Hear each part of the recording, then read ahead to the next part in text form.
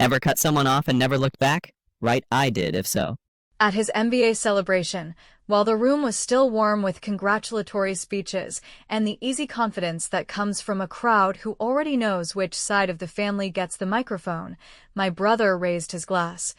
smiled that careful smile he uses when he wants to look generous while being cruel, and said that I should be grateful he would absorb my failing startup, and people laughed and clapped and reached across me to toast him, and I set my glass down, thanked the person nearest to me for the seat, and walked out so quietly that no one noticed until the photos made it obvious that the sister with the supposed failure had excused herself before the cake. If you have ever been the person in a family who builds alone, who keeps the terrifying spreadsheets on Sunday nights and negotiates with a supplier who thinks you will blink first, you know the kind of silence I carried down the hallway. Because it was not embarrassment and it was not defeat, it was the kind of silence you choose when you have learned the hard way that you do not win arguments with people who are already enjoying the sound of their own certainty, and that the only answer that lands is the one wrapped in reality and paperwork and timing that hits after the laughter stops. The part that stung was not even the line about absorbing my company, because anyone who has heard him during holidays could have predicted that exact phrasing, dressed up in business school words like synergy and rationalization.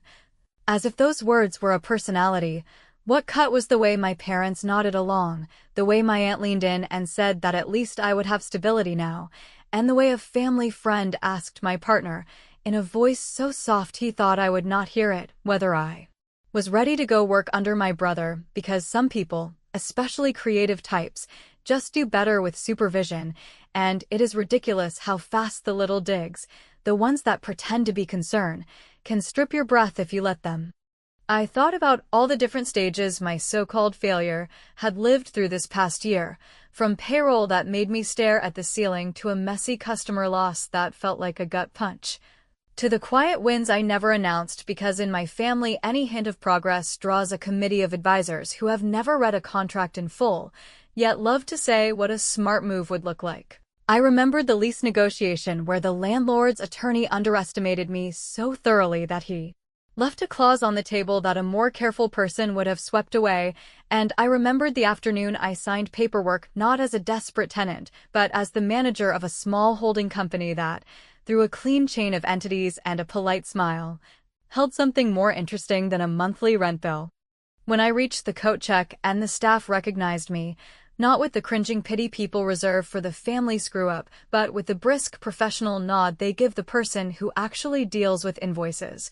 I asked for a quiet corner and sent a 2-sentence email to the event manager, because months earlier, when my parents asked me to help my brother book the venue and I said sure,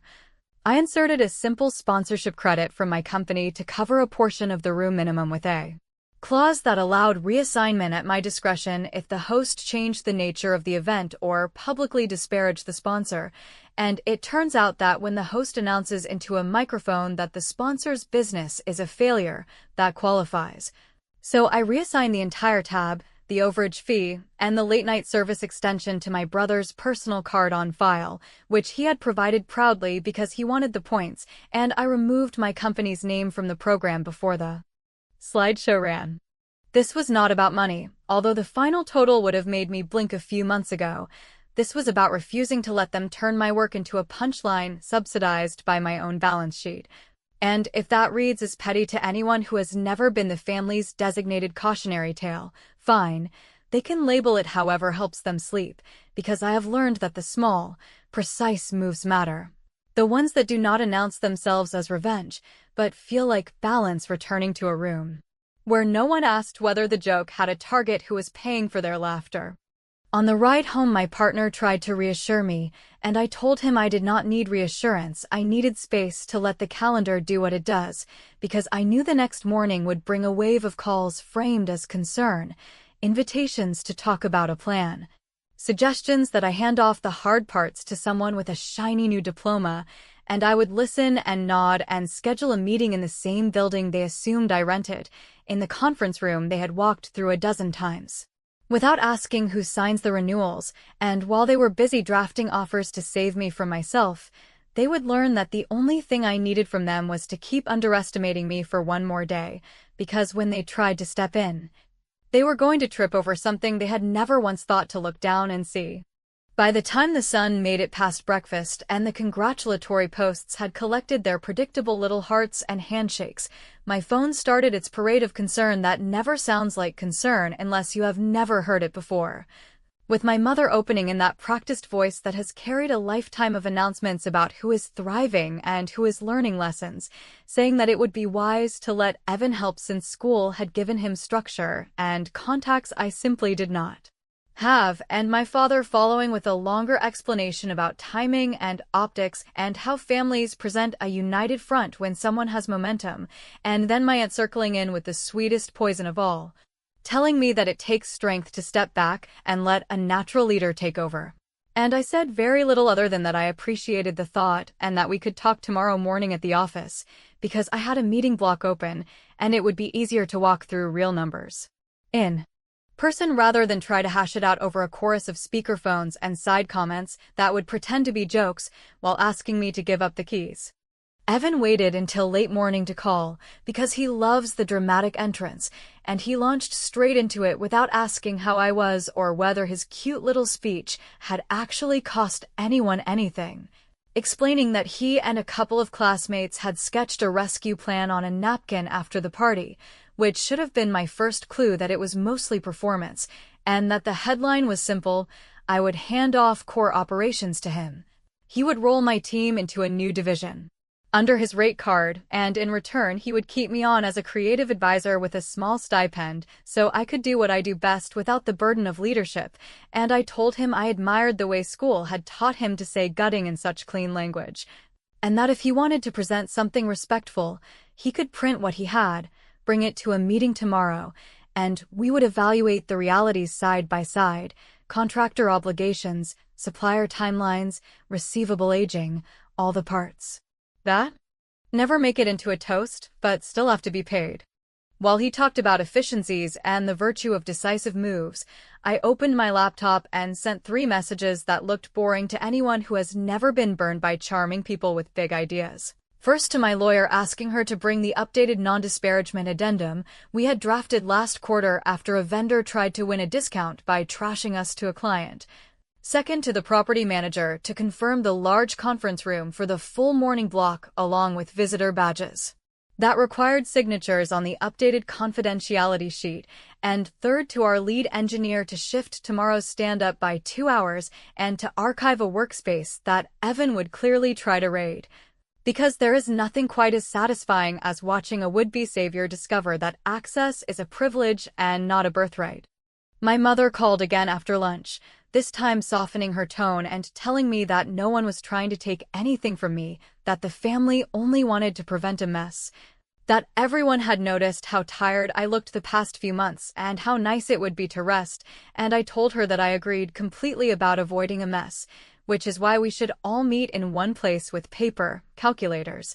and a coffee machine that actually works, and that she could invite whoever needed to be there, including the uncle who loves to puff on legal words he does not understand, because the more people who witness the conversation, the fewer misunderstandings we would carry into next week. Jack asked me that evening if I was sure I wanted to go through with the whole circus, and I told him I did.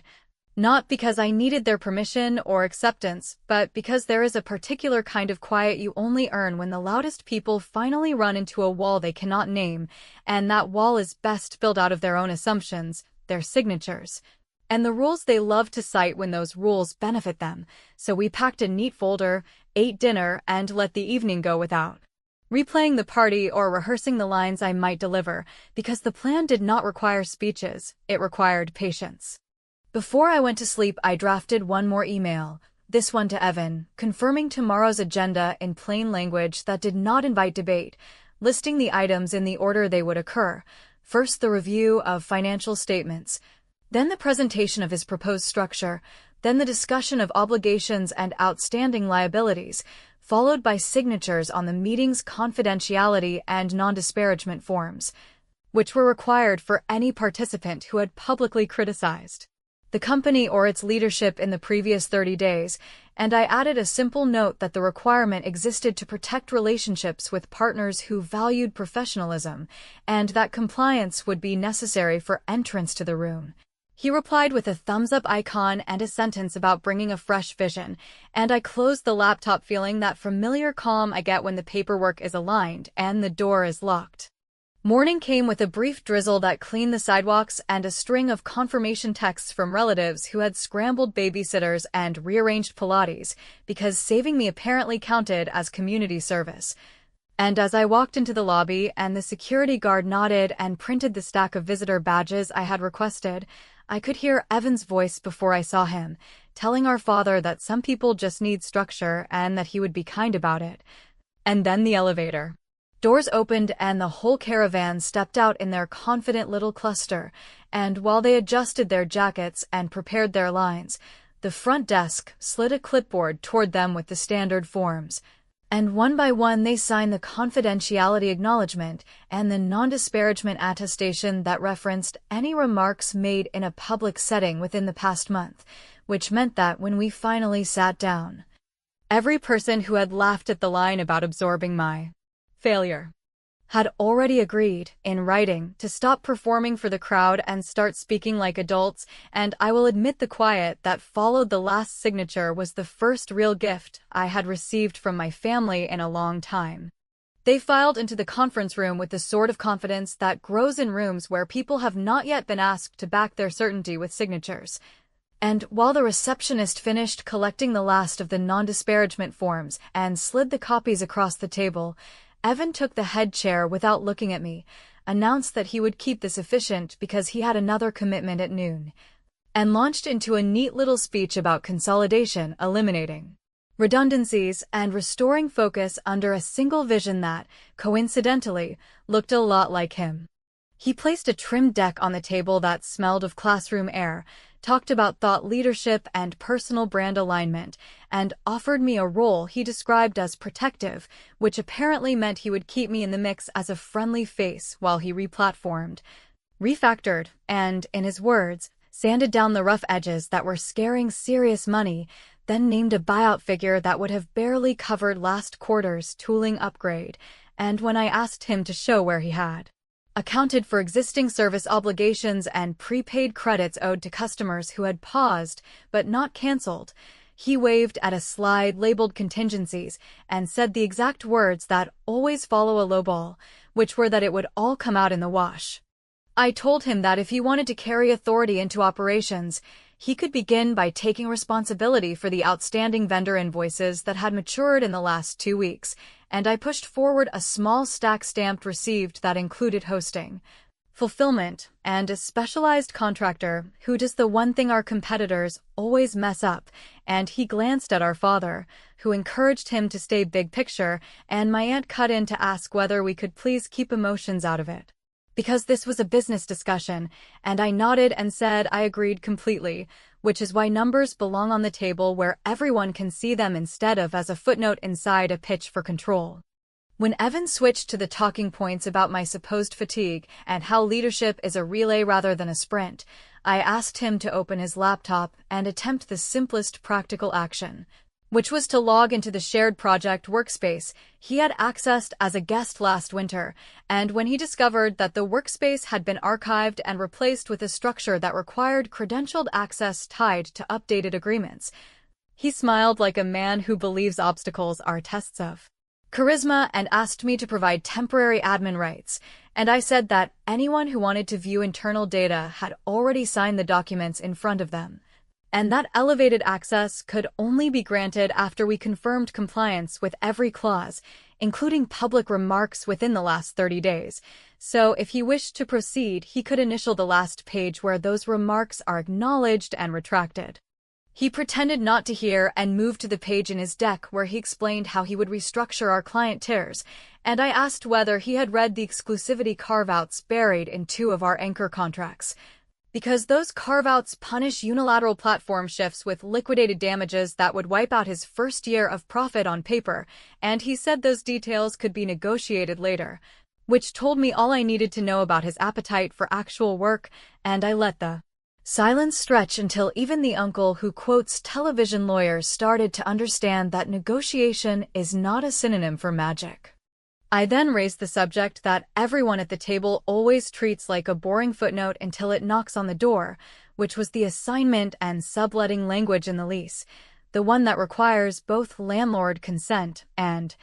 in certain circumstances that involve operational control changing hands, fresh personal guarantees from whoever claims to be steering the ship.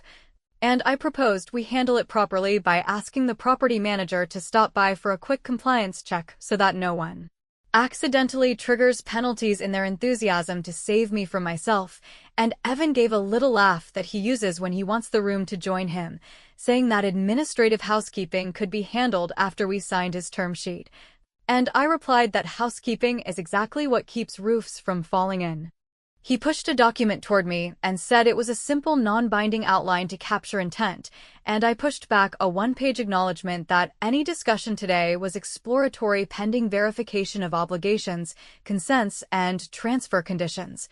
And my mother chimed in to smooth the edges by suggesting I just sign both and let the smart people sort it out, and I smiled and said that I preferred one standard at a time because that is how adults avoid court.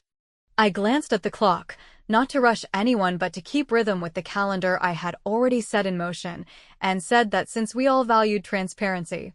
I had asked building management to drop in at the top of the hour with a quick note on renewal procedures, because if a transfer plan could not survive a 5-minute factual check, it had no business surviving a month of operations.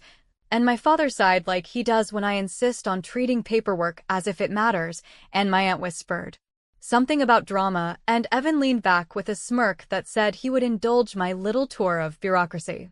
There was a knock, the door opened, and the property manager stepped in with a slim folder addressed to the holding company I had arranged months earlier. Greeted me by first name with the sort of steady professionalism that leaves only one person in the room truly comfortable, and asked whether now was still a good time to review the renewal packet and the notes I had left regarding consent conditions. And as every head turned to gauge what exactly they had walked into, I gestured to the empty chair beside me and said that this would only take a moment, because clarity rarely needs more than a few pages. The property manager took the empty chair beside me with the practiced calm of someone who has no interest in family theatrics and every interest in the signatures that keep roofs upright, greeted me by name, confirmed that the renewal packet reflected the owner of record as the holding company I manage, and asked whether I wanted to address consent language before we let anyone float ideas that might accidentally trigger penalties, at which point the room performed that slow, collective pause families do when they realize something important has been happening right in front of them while they were busy telling each other stories about who is competent and who is not. I could have dragged the moment longer, but I have learned that cruelty dulls impact while clarity sharpens it. So I said plainly that months ago I had purchased the building through a quiet structure after a previous landlord's attorney left a clause on the table he should never have left. That the debt service is met by a mix of conservative rent and a small line I maintain precisely, so I never have to raise money by begging my relatives, and that any transfer of operational control inside these walls requires the owner's written consent plus fresh guarantees and compliance checks, which, given last night's microphone routine about absorbing my failure, would not be forthcoming until reputational damage stops being framed as a joke. Evan smiled the way he smiles when an interviewer asks a hard question and trots out a case study about leadership under pressure, said we were all on the same team, and explained that his proposal did not actually constitute a transfer, merely a temporary custodianship in service of a long-term integration strategy, which sounded like a thick coat of business school paint over a very simple grab, and I turned to the manager and asked her to read aloud, for everyone's benefit, the covenant that treats any shift in day-to-day control as a change of tenancy for the purpose of remedies and acceleration, including, if the owner so chooses, the requirement of a personal guarantee from anyone claiming stewardship, with cure periods expressed not in family patience, but in calendar days. The uncle who loves to perform television law said that surely we could be reasonable because families do not need paper between them. My mother added that none of this is necessary because my brother is only trying to help.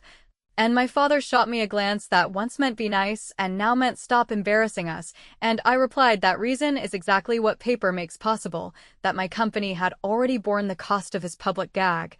and that any person who allows the words failing startup to write a sound system my sponsorship helped pay for should expect to find the bill sitting where the applause used to be.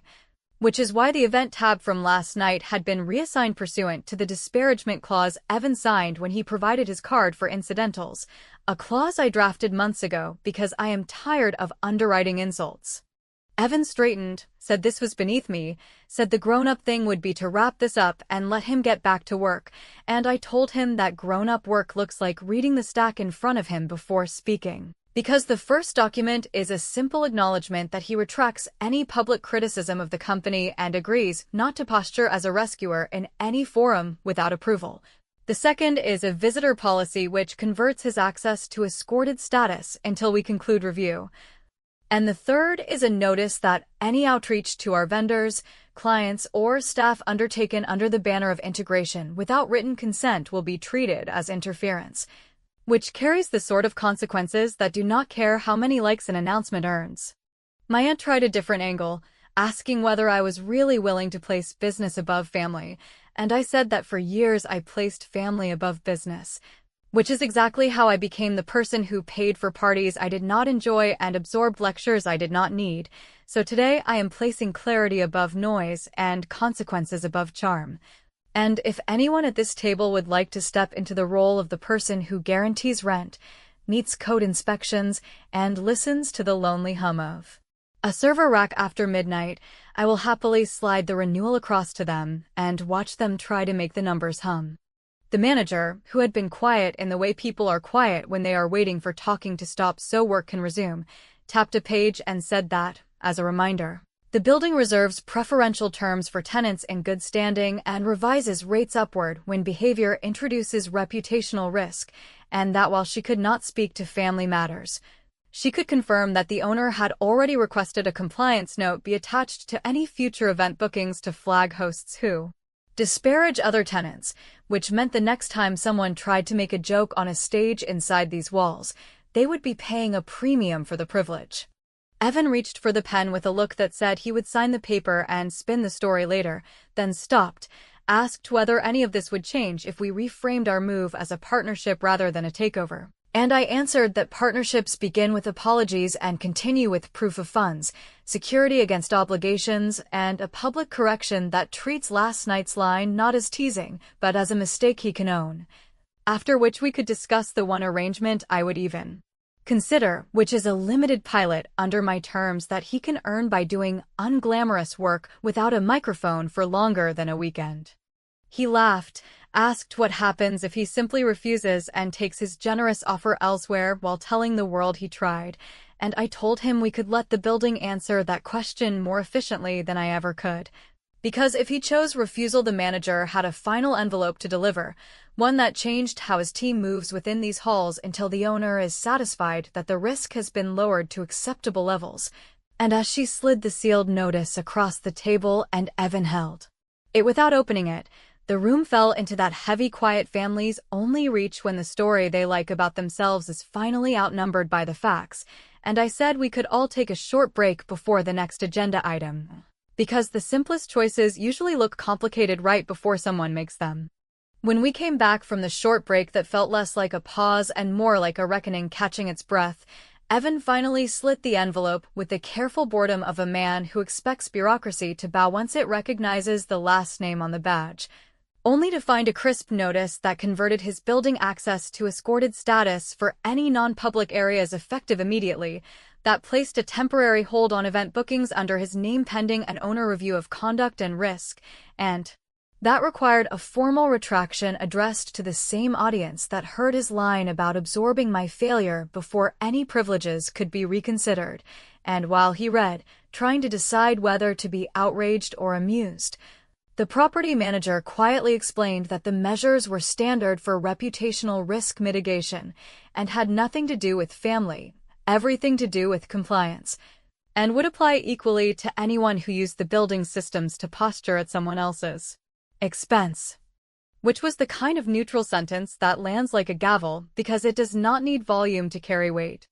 I told him I would extend exactly one path that did not involve lawyers learning our cousins' names, and it looked like this. He would issue, by close of business, a written retraction that stated without performance that his remark at the celebration was inaccurate and unprofessional.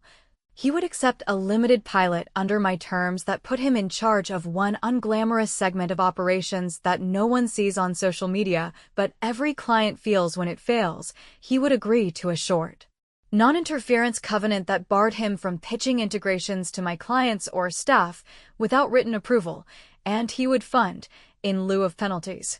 a modest internal grant for 2 vendors in the building whose margins had been squeezed by the same kind of arrogance he had modeled, because restitution that fixes something in the world leaves better evidence than a speech about growth, and because the people who actually keep lights on understand the difference between apology and posture. He asked whether there was room to negotiate the tone, since he preferred language about misunderstanding and intent, and I said that he could choose any tone he liked so long as the facts were plain and the correction traveled the same distance as the insult, which meant direct emails to every person on the celebration guest list who heard the line live or saw it in a clip, not a vague post lost in the scroll, and he started to object until his phone vibrated and he glanced down at the card. Alert that told him the revised event tab from last night had posted in full with the late service premium and the sponsor reassignment, at which point he understood that paper had already started moving and that this room was now less about ego and more about triage. My mother asked whether there was some version of this that saved face, and I said that if saving face meant keeping the lie intact, then no, and if it meant telling the truth in a way that taught the next nephew to think twice before performing cruelty into a microphone, then yes, because the letter would not call him a villain, it would call him careless with a sister's work and clumsy with power, and that is the sort of message families need printed where everyone reads it, not whispered in kitchens after dessert. My father inhaled like a man who wanted to reassert order and found the room already reorganized around a different gravity, and my aunt tried to ask the property manager whether owners often inserted themselves like this, which earned a polite reply that owners rarely needed to when parties honored basic professionalism. He signed the retraction, not gracefully but legibly, and the manager acknowledged receipt for the building file while I countersigned the pilot scope, a narrow band of maintenance workflows that would require him to sit with the crew who arrives before dawn to check sensors and compliance logs, to reconcile boring discrepancies that never make it to a deck but make or break a renewal, and to handle 3 consecutive weeks of vendor calls where charm cannot hide a missed deadline, and he agreed, because he believed he could tolerate humility as a sprint, not realizing that the work I was handing him does not sprint, it endures, and on day 4 of the 2nd week, after one too many 6 a.m. walkthroughs and a training where a woman half his age taught him how to do a process check, he once called clerical, he texted to say that his calendar had become untenable, that he would circle back when he could add more value, and I replied with a single sentence that confirmed his pilot had ended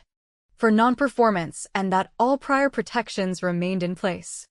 In the days that followed, the retraction traveled exactly where it needed to go, and the building adopted a clean little footnote in its booking policy that tied premium rates to any host with a recent compliance flag for disparagement, a change that outlived our drama and quietly protected a dozen people who will never know why their rooms feel safer now, and my inbox collected a handful of private notes from guests who said the correction had made them rethink the casual way they talk about someone else's payroll, and I archived those messages without replying because I had not done any of this for applause. I had done it to restore the line between family theater and real work. When the next holiday rolled around and the toast started again, there was an awkward pause before anyone raised a glass in my direction, and I did not step into the silence or rescue them with a joke. I just let the air do its job until someone found the courage to say the simple thing out loud, which was that I had built something they did not bother to understand, and then guarded it with a steadiness they had mistaken for fragility. And I nodded because I was done auditioning and because I had already made the only point that mattered when I chose not to ruin my brother publicly, not to chase humiliation with humiliation, but to make one precise move that adjusted the floor beneath our feet so that the next time anyone tried to stand on my shoulders to make himself taller, the building itself would answer first, and in that quiet, where no one clapped and no one laughed and no one used a microphone, I finally felt the kind of peace that does not ask permission, the kind you earn. When you stop asking for a chair at a table you own and simply sit.